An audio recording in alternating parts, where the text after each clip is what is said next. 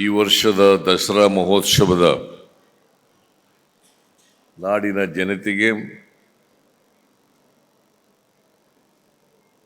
ಶುಭಾಶಯಗಳನ್ನು ಕೋರಲಿಕ್ಕೆ ಬಯಸ್ತಾ ಇದ್ದೇನೆ.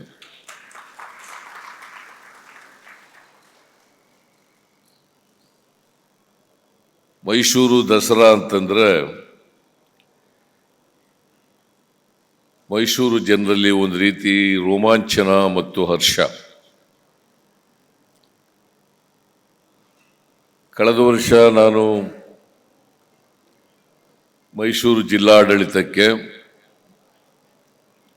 ಮಾದೇವಪ್ಪನವರಿಗೆ ಹೇಳಿದ್ದೆ, ಈ ಸಾರಿ ಬರಗಾಲ ಇದೆ ಕರ್ನಾಟಕದಲ್ಲಿ, ಆದರೆ ಈ ನಾಡ ಹಬ್ಬವನ್ನು ಆಚರಣೆ ಮಾಡದೆ ತಪ್ಪಿಸ್ಲಿಕ್ಕಾಗಲ್ಲ,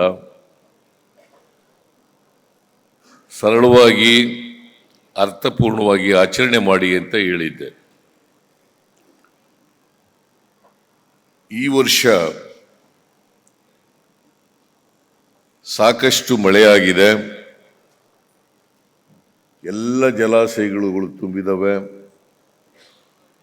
ಈಗಾಗಲೇ ಡಿ ಕೆ ಶಿವಕುಮಾರ್ ಅವರು ಹೇಳಿದ್ದಾರೆ, ಕಾವೇರಿ, ಕಬಿನಿ, ಅಪ್ಪರ್ ಕೃಷ್ಣ, ತುಂಗಭದ್ರಾ ಈ ನದಿಗಳಿಗೆಲ್ಲ ತುಂಬಿ ಬಾಗಿನವನ್ನು ನಾವು ಅರ್ಪಿಸಿದ್ದೀವಿ.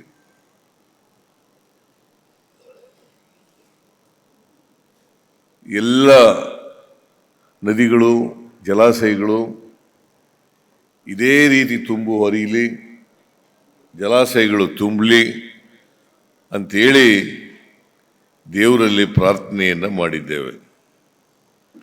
ಯಾಕಂದರೆ ಮಳೆ ಬೆಳೆ ಆದ್ರೆ ಮಾತ್ರ ಜನರು ಸಮೃದ್ಧಿಯನ್ನು ಕಂಡು ಸುಖ ಶಾಂತಿಯಿಂದ ಬಾಳಲಿಕ್ಕೆ ಸಾಧ್ಯ ಆಗ್ತದೆ. ಮಳೆ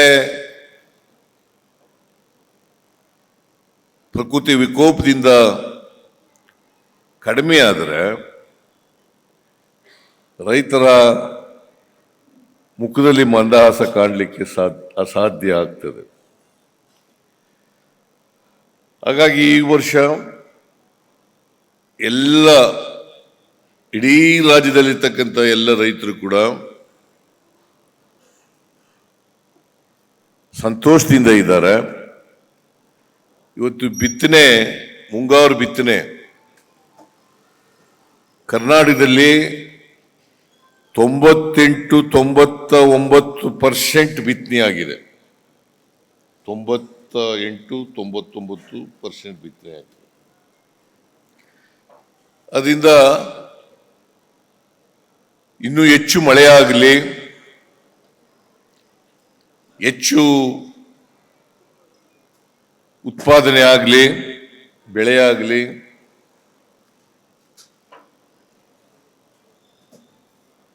ನಮ್ಮ ನಿರೀಕ್ಷೆಗಿಂತ ಮೀರಿ ಬೆಳೆ ಬೆಳೀಲಿ ಅಂತೇಳಿ ನಾನು ಚಾಮುಂಡೇಶ್ವರಿ ತಾಯಿಯನ್ನ ಪ್ರಾರ್ಥನೆ ಮಾಡ್ತಕ್ಕಂಥ ಕೆಲಸವನ್ನು ಮಾಡ್ತಾ ಇದ್ದೆ. ಅದಕ್ಕೆ ಈ ವರ್ಷ ಹೇಳಿದೆ ನಾನು, ದಸರಾ ಮಹೋತ್ಸವ ಅದ್ದೂರಿಯಾಗಿ ಮಾಡಬೇಕು, ಜೊತೆಗೆ ನಾಡ ಹಬ್ಬವಾಗಿ ಆಚರಣೆ ಮಾಡಬೇಕು, ಜನರ ಹಬ್ಬವಾಗಿ ಆಚರಣೆ ಮಾಡಬೇಕು. ಇದು ಅಧಿಕಾರಿಗಳ ಹಬ್ಬ ಆಗಬಾರ್ದು ಅಂತೇಳಿ ಬಹಳ ಸ್ಪಷ್ಟವಾಗಿ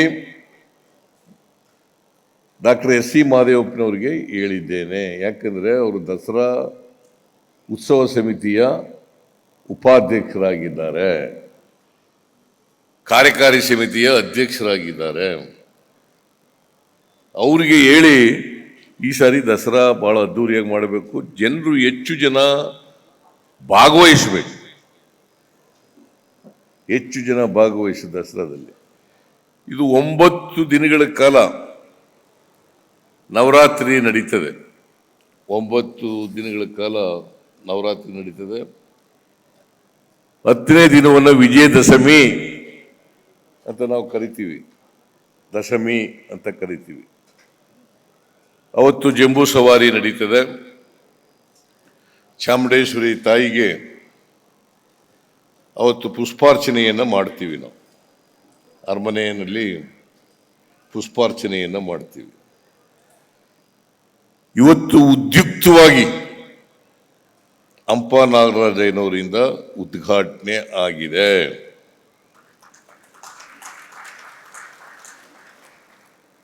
ಅವ್ರಿಗೆ ಈಗ 88ನೇ ವಯಸ್ಸು. ನನಗೆ ವಹಿಸಿದ್ರು ಯಾರನ್ನ ಈ ವರ್ಷ ದಸರಾ ಉದ್ಘಾಟನೆಯನ್ನು ಯಾರ ಕೈನಿಂದ ಮಾಡಿಸ್ಬೇಕು. ಬಹುಶಃ ಹಂಪ ನಾಗರಾಜಯ್ಯನವ್ರಿಗೆ ಇದಕ್ಕಿಂತ ಮೊದಲೇ ಸಿಕ್ಬೇಕಾಗಿತ್ತು. ದಸರಾ ಉದ್ಘಾಟನೆ ಮಾಡ್ತಕ್ಕಂಥದ್ದು ಇದಕ್ಕಿಂತ ಮೊದಲೇ ಸಿಕ್ಬೇಕಾಗಿತ್ತು. ನನಗೆ ಜವಾಬ್ದಾರಿ ಕೊಟ್ಟಿದ್ರು ದಸರಾ ಉತ್ಸವ ಸಮಿತಿನಲ್ಲಿ. ನಾನು ಹಂಪ ನಾಗರಾಜಯ್ಯನವರನ್ನ ಆಯ್ಕೆ ಮಾಡಿ ಇವತ್ತು ನಾವೆಲ್ಲರೂ ಕೂಡ ಒಳ್ಳೆ ಆಯ್ಕೆ ಅಂತಕ್ಕಂಥದನ್ನ ಇಡೀ ರಾಜ್ಯ ಇವತ್ತು ಹೇಳಿದೆ.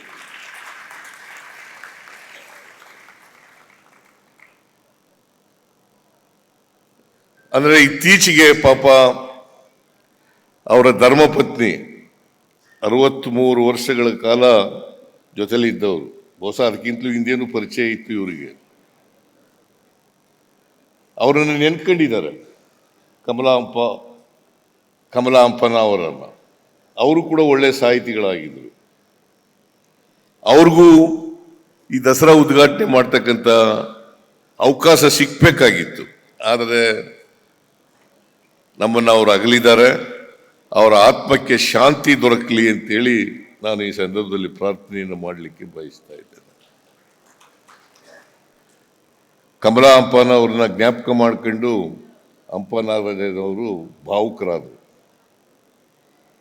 ಅಂದ್ರೆ ಅವರು ದಾಂಪತ್ಯ ಜೀವನದಲ್ಲಿ ಇದ್ದದ್ದು, ಒಬ್ರಿಗೊಬ್ರು ಪರಸ್ಪರ ಪ್ರೀತಿ ಬಾಂಧವ್ಯ ಇದ್ದದಿದೆಯಲ್ಲ, ಇದು ಮಾದರಿಯಾಗಿತ್ತು ಅಂತಕ್ಕಂಥ ಮಾತುಗಳನ್ನು ಹೇಳಲಿಕ್ಕೆ ಬಯಸ್ತಾ ಇದ್ದೆ.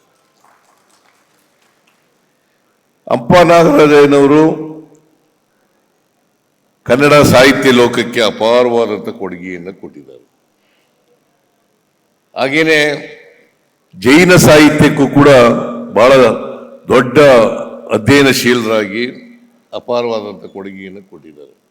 ಕನ್ನಡ ಸಾಹಿತ್ಯ, ಜೈನ ಸಾಹಿತ್ಯ, ಹೀಗೆ ಬಹಳ ದೀರ್ಘಕಾಲ ಅವರು ಸಾಹಿತ್ಯ ಕ್ಷೇತ್ರದಲ್ಲಿ ತಮ್ಮನ್ನು ತೊಡಗಿಸ್ಕೊಂಡು ಕನ್ನಡ ಸಾರಸ್ವತ ಲೋಕಕ್ಕೆ ಅಪಾರವಾದಂಥ ಕೊಡುಗೆಯನ್ನು ಕೊಟ್ಟಿದ್ದಾರೆ. ಕನ್ನಡ ನಾಡಿನ ಜನ ಅದನ್ನು ಮರೀಲಿಕ್ಕೆ ಸಾಧ್ಯ ಇಲ್ಲ ಅಂತಕ್ಕಂಥ ಮಾತುಗಳನ್ನು ಈ ಸಂದರ್ಭದಲ್ಲಿ ಹೇಳಲಿಕ್ಕೆ ಬಯಸ್ತಾ ಇದ್ದೇನೆ. ಅವರನ್ನು ಆಯ್ಕೆ ಮಾಡಿರೋದು ಈ ಸಂದರ್ಭದಲ್ಲಿ ಬಹಳ ಔಚಿತ್ಯ ಅಂಥೇಳಿ ನಾನು ಭಾವಿಸ್ಕೊಂಡಿದ್ದೇನೆ. ನಾನು ಅದಕ್ಕಾಗಿ ಅವರಿಗೆ, ಅವರ ಕುಟುಂಬ ವರ್ಗದವ್ರಿಗೆ ಎಲ್ಲರಿಗೂ ಕೂಡ ಆಯಸ್ಸು ಆರೋಗ್ಯಗಳು ಇನ್ನೂ ಈ 88 ವರ್ಷ 89ನೇ ವರ್ಷಕ್ಕೆ ಕಾಲಿಡ್ತಾ ಇದ್ದಾರೆ.